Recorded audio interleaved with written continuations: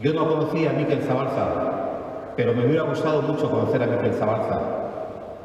No conocía a Miquel Zabalza, pero sé las cosas que le gustaban a Miquel Zabalza, porque Miquel Zabalza también era un joven de Euskal Herria como yo, y a Miquel Zabalza seguro que le gustaba la verdad y la justicia que ahora vamos a intentar darle nosotros.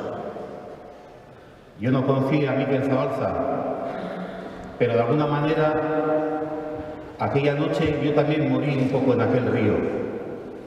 Yo no conocía a Miquel Zabalza, pero Miquel Zabalza también de alguna manera ha vivido siempre conmigo.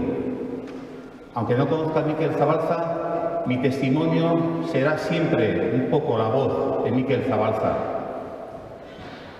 Yo no creo que nadie vaya a decir la verdad en esto que hemos llamado el caso Zabalza, y que siempre he pensado que era el ejemplo Zabalza, porque Miquel Zabalza demostró que en Euskal Herria se torturaba sistemáticamente, incluso hasta la muerte.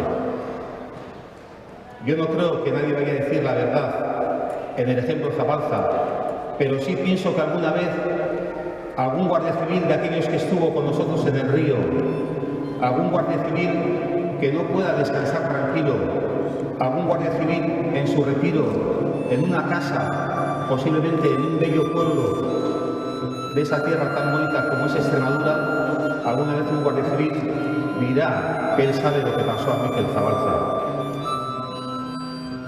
Yo no conocía a Miquel Zabalza, pero sé que todos nosotros somos Miquel Zabalza. Por eso estamos aquí, porque le vamos a dar verdad, justicia y reparación.